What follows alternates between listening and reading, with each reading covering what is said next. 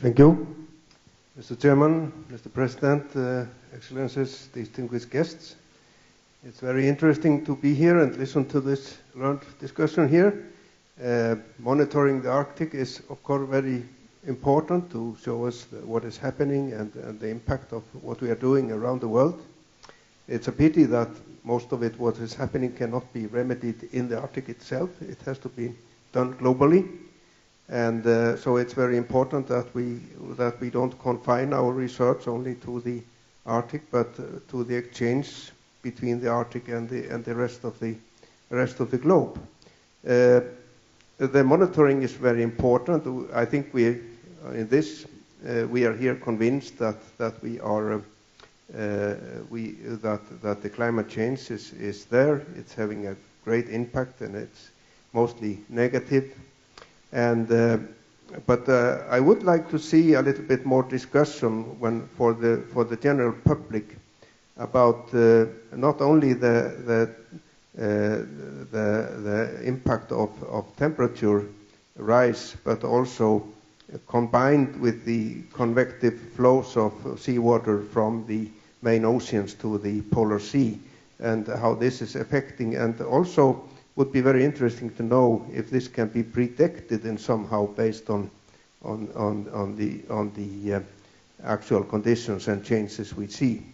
It's also very interesting to see that the research on the meteorology and the weather phenomena presented here, because as a somewhat of a structural engineer, I find this very helpful, because when we are creating structures for the Arctic, it's very important to be able to estimate the changes that can be in weather conditions, ice conditions, and the impact on the constructions. Because we have been using before the 100-year storm or the 100-year wave height, but if the climate is going to change very much in 100 years, this is not a relevant approach anymore. We have to look differently at it.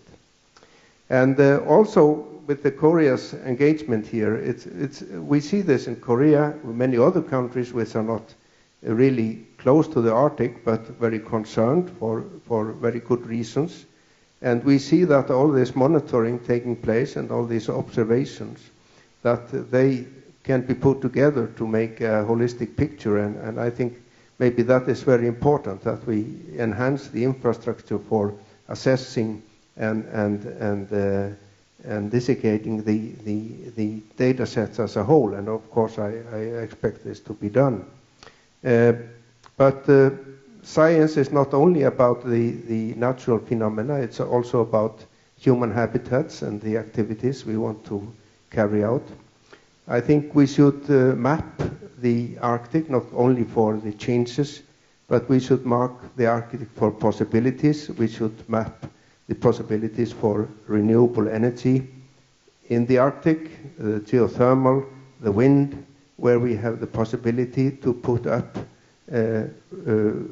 sustainable habitats or activities like harbors, where we have access to renewable energy to run these new operations in the Arctic, because this is very important to show that we in the Arctic are very concerned about these issues, and that we are taking the measures in our planning to use the sources in the best way.